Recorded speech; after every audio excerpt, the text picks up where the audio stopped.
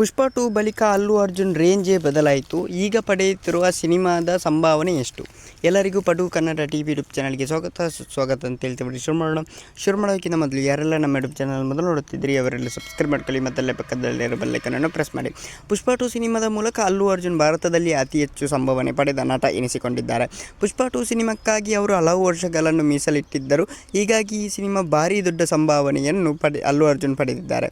ಕೆಲ ಮೂಲಗಳ ಪ್ರಕಾರ ಒಟ್ಟು ಕಲೆಕ್ಷನ್ನಲ್ಲಿ 35ರಿಂದ 40% ಭಾಗವನ್ನು ಅಲ್ಲು ಅರ್ಜುನ್ ತಮ್ಮ ಸಂಭಾವನೆಯಾಗಿ ಪಡೆದಿದ್ದಾರೆ ಎನ್ನಲಾಗಿದೆ. ಇದೀಗ ಅಲ್ಲು ಅರ್ಜುನ್ ತಮ್ಮ ಹೊಸ ಸಿನಿಮಾಕ್ಕೆ ಸಹ ಭಾರೀ ದೊಡ್ಡ ಸಂಭಾವನೆಯನ್ನು ಪಡೆಯುತ್ತಿದ್ದಾರಂತೆ. ಈಗ ಅಟ್ಲೀಸ್ಟ್ ಜೊತೆ ಸಿನಿಮಾಕ್ಕಾಗಿ ಅಲ್ಲು ಅರ್ಜುನ್ ಬರೋಬ್ಬರಿ 175 ಕೋಟಿ ರೂಪಾಯಿ ಸಂಭಾವನೆ ಪಡೆಯುತ್ತಿದ್ದಾರೆ. ಈ ಸಿನಿಮಾದ ಸನ್ ಪಿಕ್ಚರ್ನವರು ನಿರ್ಮಾಣ ಮಾಡುತ್ತಿದ್ದು, ದಕ್ಷಿಣ ಭಾರತದ ಇನ್ಯಾವ ನಟರು ಸಹ ಇಷ್ಟು ದೊಡ್ಡ ಸಂಭಾವನೆ ಪಡೆಯುವುದಿಲ್ಲ ಎನ್ನಲಾಗುತ್ತಿದೆ.